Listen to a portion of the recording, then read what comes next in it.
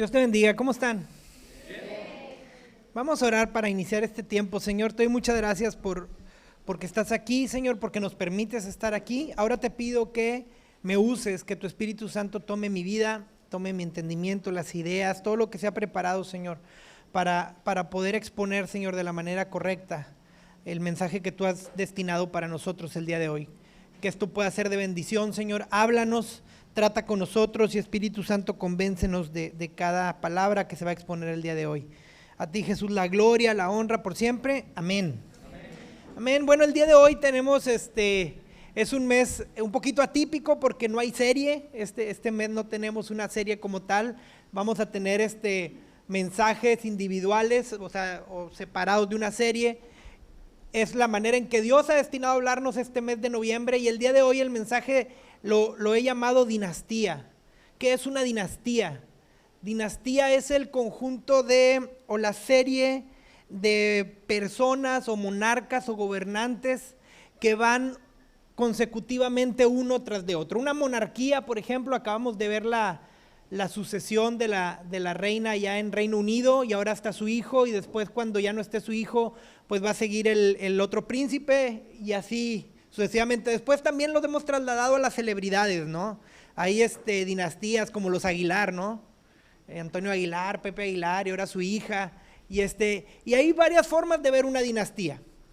Eso es una dinastía, y a mí me gustaría que fuéramos a ver una dinastía muy importante que está en la palabra, una dinastía que Dios habló, porque a través de esto también hay una enseñanza. Hay diferentes o varias dinastías. Por ejemplo, hay una, se menciona mucho en el Antiguo Testamento, el Dios de Abraham, Isaac y Jacob. Hay una dinastía ahí, ¿no? La formación de la nación de Dios, la formación del pueblo de Dios, Abraham, Isaac, Jacob, posteriormente las 12 tribus, etcétera, etcétera. Pero vamos a ver una dinastía que es muy famosa, y quiero que estudiemos el día de hoy acerca de la dinastía de David. Y es bien interesante porque la dinastía de David comienza con él. David no venía de una familia real. David no heredó ese título noble.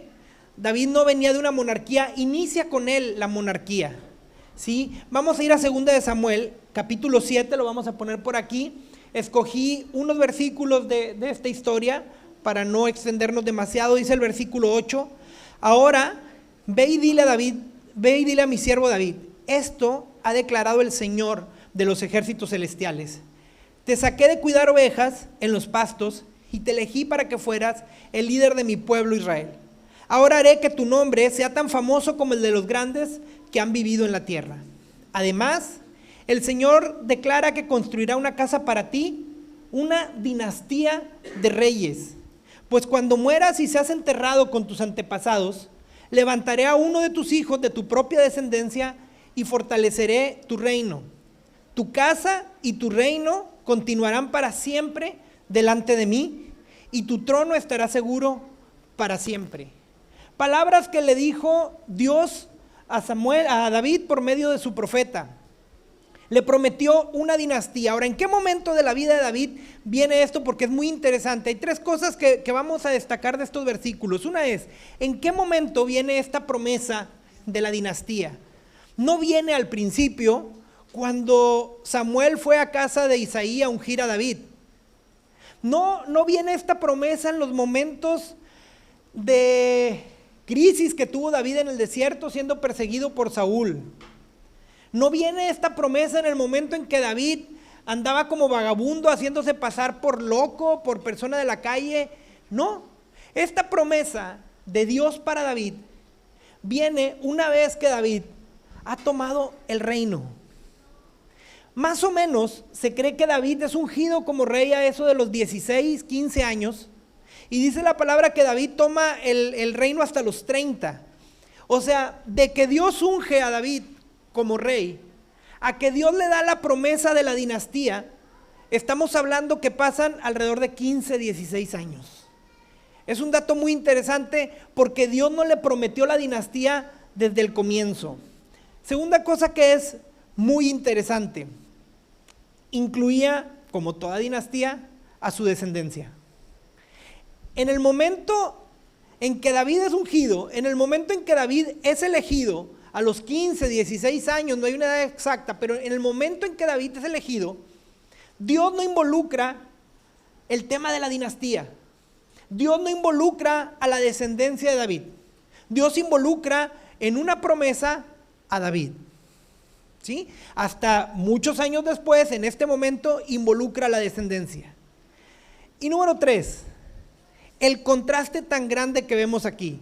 Dios le está prometiendo a David en este momento que además de que sus hijos heredarán el trono, que su reino estará firme en él, que su reino estará seguro, Dios le está prometiendo a David una palabra que me llamó mucho la atención: fama.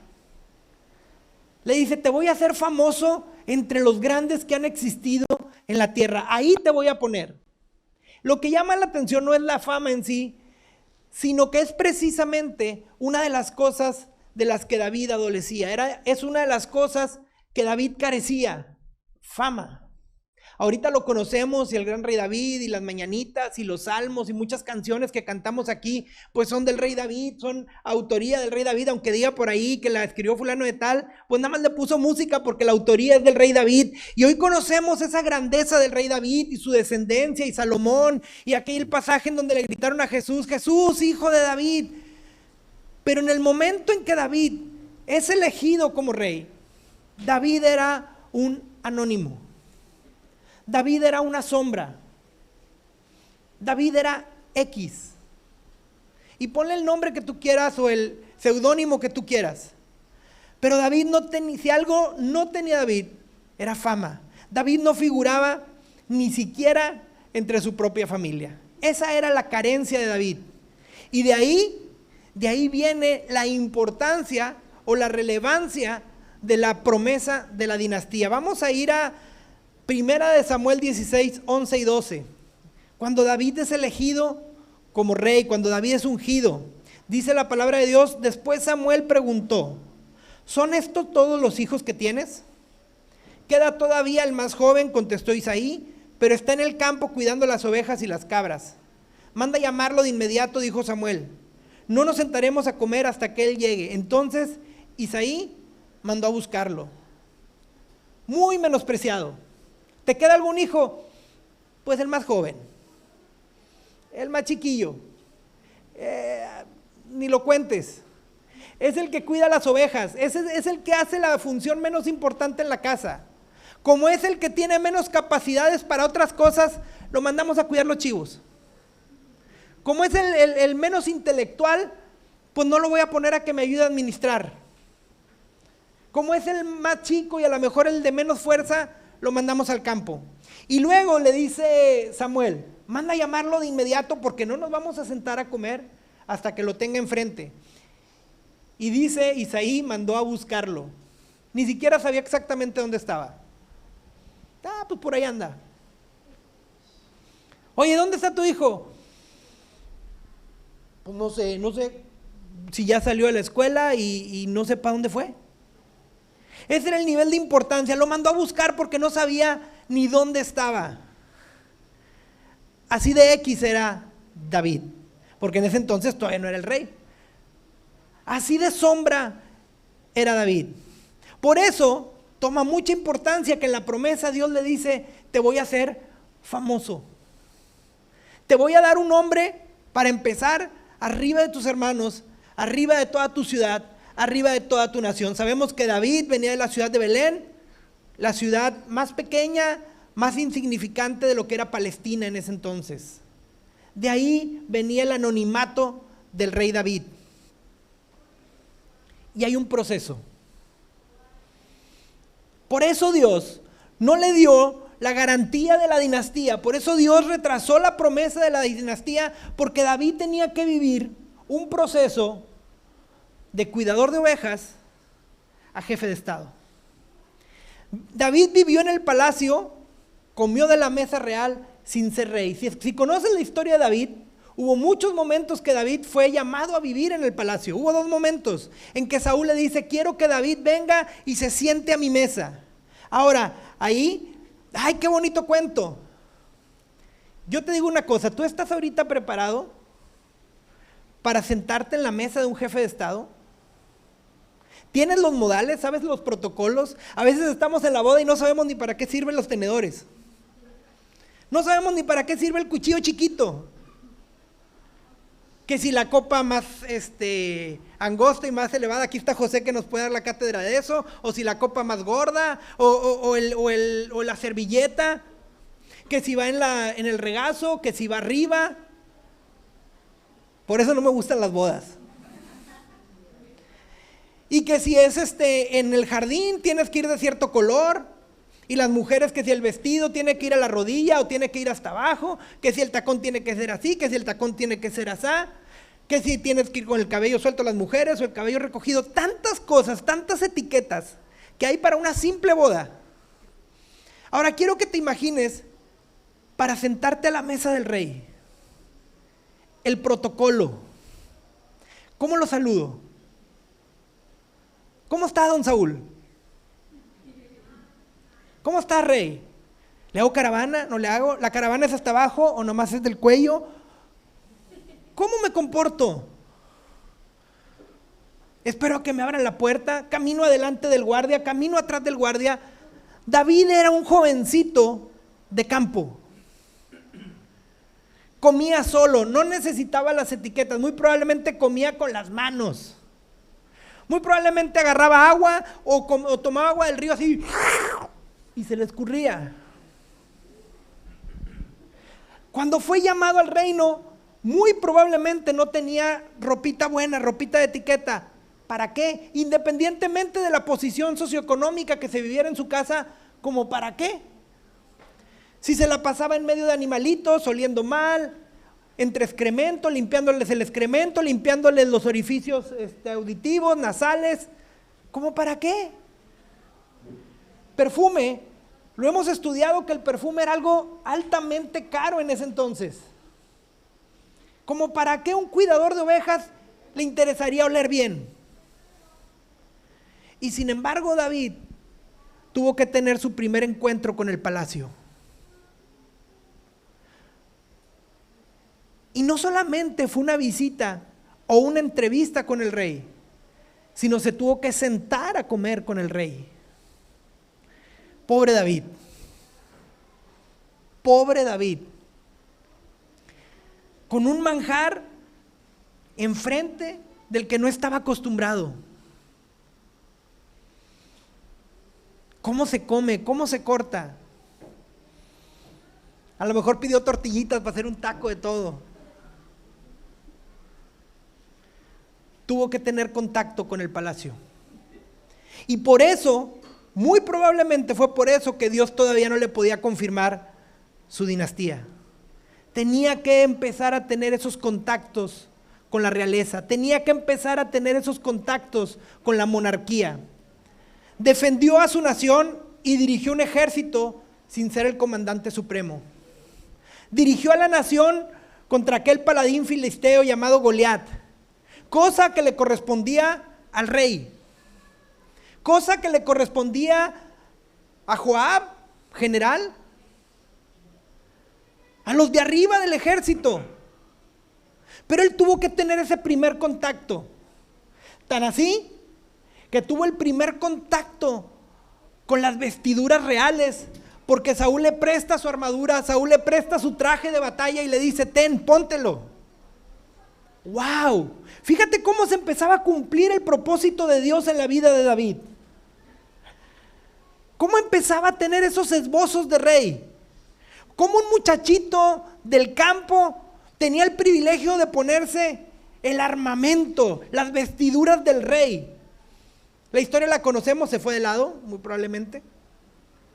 Todavía no tenía la corpulencia como para sostener esa armadura.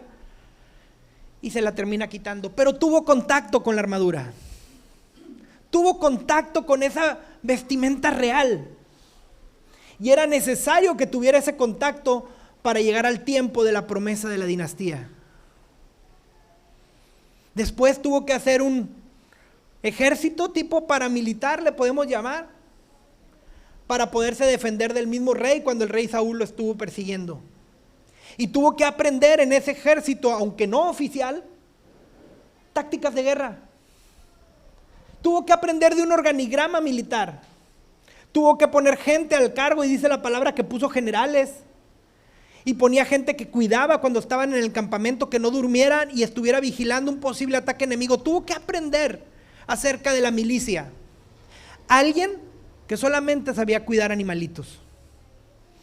Empezaba ese contacto de David con la vida de la realeza, con la vida de la monarquía.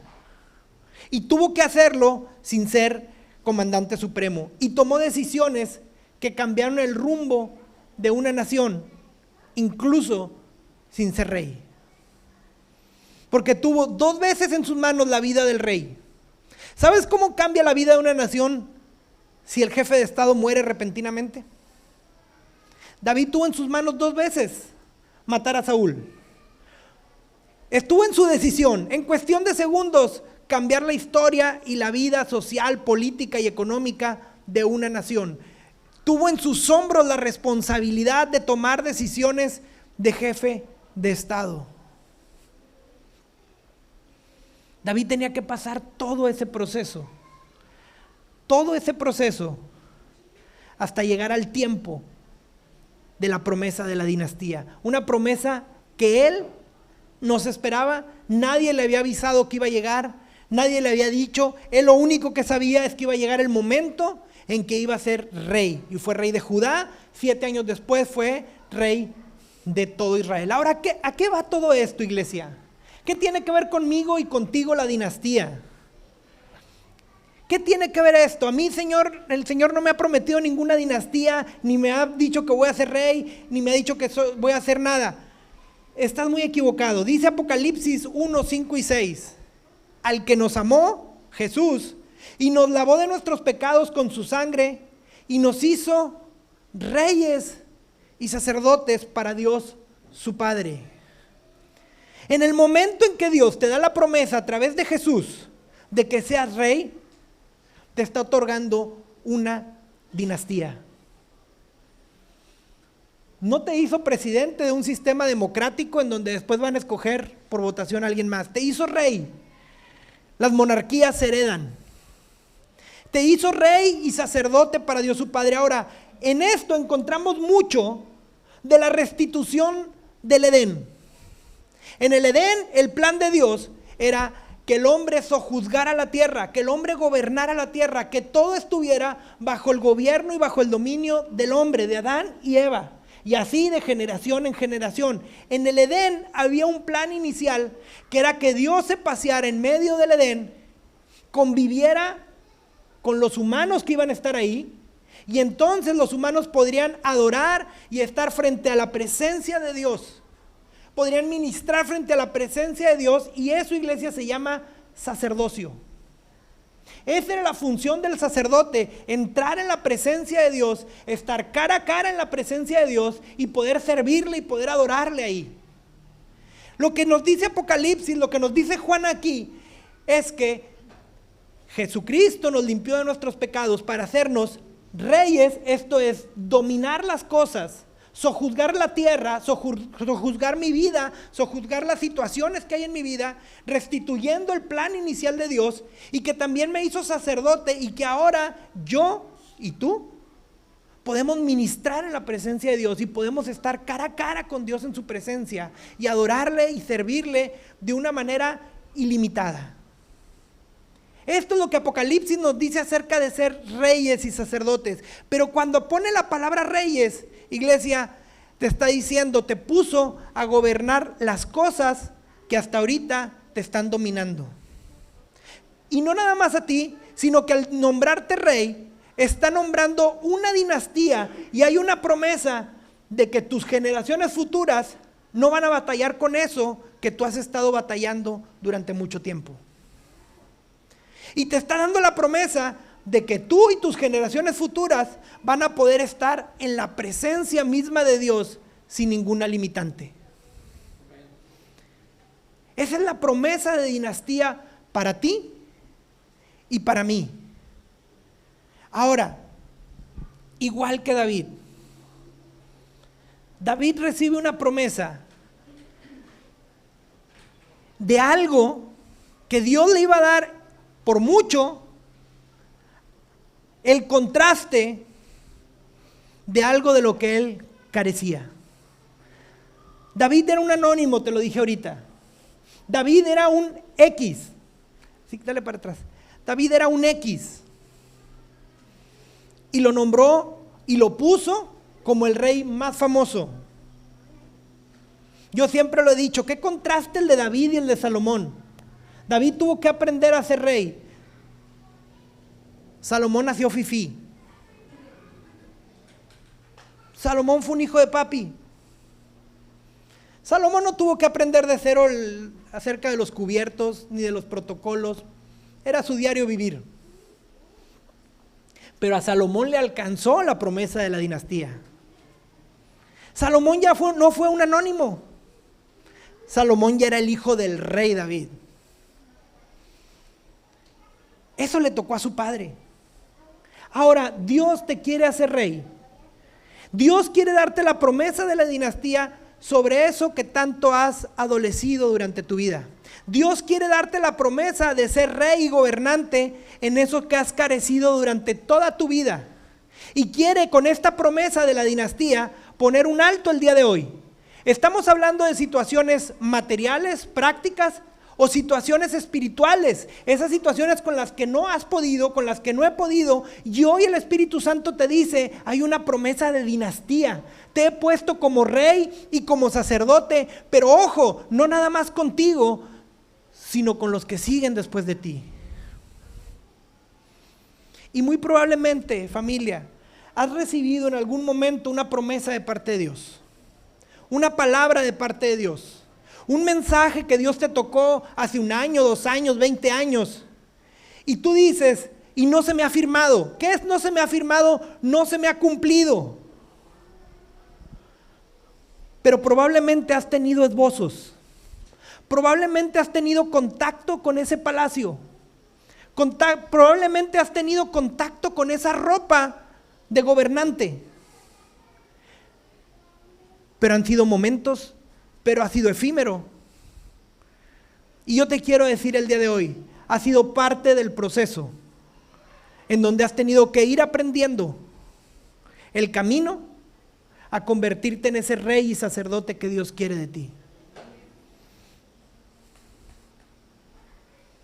Con esto quiero terminar, iglesia.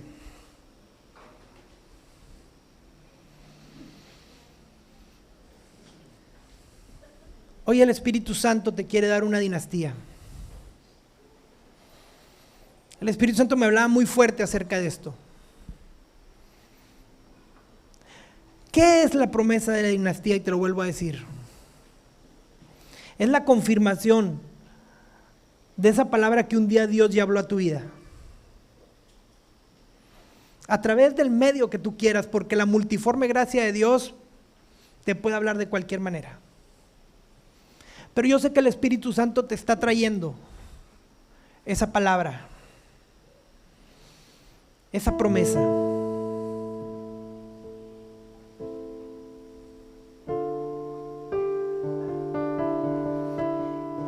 Y la promesa de dinastía, cuando Dios le habló a David, después de un largo camino de 15, 16 años, 18 tal vez, ya cuando por fin David conquistó Judá, los ancianos le entregaron el reino completo de Israel, se cumplió la palabra. Recupera el arca, recupera la presencia de Dios. Y Dios le manda a decir, por cuanto viviste todo esto, David, yo te confirmo esa palabra.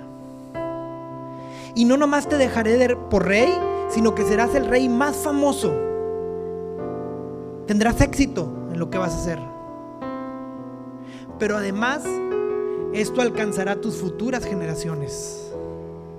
Y fortaleceré tu reino y lo cuidaré. Y el reino de David, iglesia, es eterno, porque ahora el Rey de Reyes es Jesús, hijo de David. Y hoy quiere confirmar contigo esto. Es tiempo de demostrar, iglesia, que estamos listos y dispuestos a gobernar esas áreas que nos han dominado.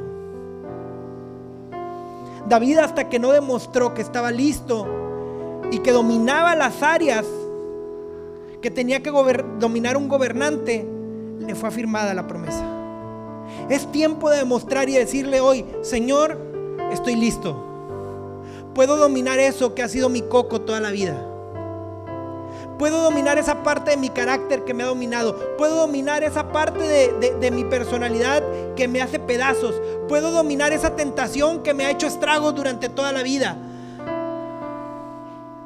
Puedo dominar la inconsistencia. Puedo dominar el doble ánimo. Puedo dominar, Señor, la pobreza que he venido arrastrando y que tal vez he venido arrastrando desde mi papá, desde mi abuelo. Estoy listo, Señor, para que sea firmada esa palabra. Dios quiere hacerte famoso en eso que adoleces, y no solo a ti, sino a tus generaciones. Yo sé que el Espíritu Santo nos está hablando. A mí me empezó a hablar desde el tiempo de la palabra, de eso que he adolecido toda mi vida. Dice Romanos 4:17 que Jesús es quien da vida a los muertos y llama las cosas que no son como si fueran. Ese es Jesús. Y el día de hoy, ese mismo Jesús te está haciendo rey y sacerdote en modo dinastía. Ese mismo Jesús te está diciendo: eso en lo que has adolecido, vas a ser famoso porque lo vas a dominar. Vas a ser famoso porque ahora tú te vas a jactar de esa debilidad. Te vas a jactar de esa situación que ha hecho estragos en tu vida. Y no nada más eso, sino que lo vas a pasar de generación en generación. Y ni tus hijos ni tus nietos van a adolecer de esa situación. Y número 3, es tiempo de demostrar que te puedes sentar a la mesa del rey. Es tiempo de demostrar que sabes los códigos del reino, las etiquetas, los secretos. Hemos estado viendo, familia, por 2 años cultura del reino. Es tiempo de decirle: Señor, es cierto, conozco ya la cultura del reino. Sé cómo comportarme como un hijo del rey.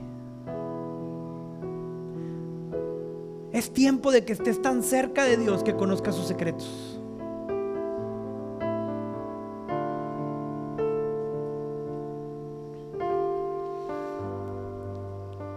Yo te quiero invitar a que si el día de hoy el Espíritu Santo te está poniendo eso que has adolecido, ese aguijón, como lo mencionó Pablo, esa carencia, la traigas delante de Dios. Porque hoy es un tiempo de dinastía. Hoy es un tiempo en que el Señor te va a decir: ya no más. Te vas a sentar a la mesa del rey. Y aquí se corta eso en tu vida. Y no nada más eso, sino que no la van a tener ni tus hijos ni los hijos de tus hijos. Ahora, jóvenes, no nada más es una palabra para los padres. En un futuro tú vas a ser papá y vas a ser mamá. Y yo te voy a decir, en un término más práctico, si has padecido de una familia disfuncional, Dios se va a engrandecer en tu vida y en la de tus hijos y tus hijos con familias funcionales.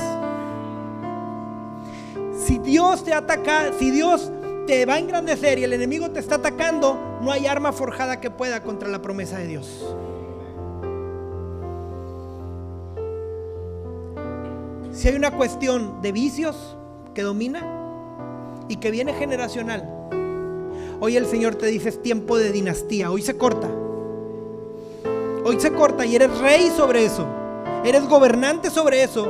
Y ese gobierno va a ser heredado a tus hijos y a los hijos de tus hijos y a los hijos de tus hijos. Si has sido un mal administrador y tus problemas y decisiones financieras te han llevado a situaciones de pobreza, si has sido un mal trabajador y ha habido situaciones que te impiden desarrollarte y prosperar, hoy el Señor te hace rey sobre esa situación para que gobiernes y para que pase esa bendición de generación en generación. Si tienes eso en tu cabeza, te voy a invitar a que te pongas de pie. Esa carencia. Porque hoy el Espíritu Santo, hoy Dios quiere que te sientes a la mesa del Rey con esa carencia. Con esa carencia tuya o incluso de tus padres. Porque la familia de David, Isaí y sus antepasados tampoco tenían mucho nombre que digamos.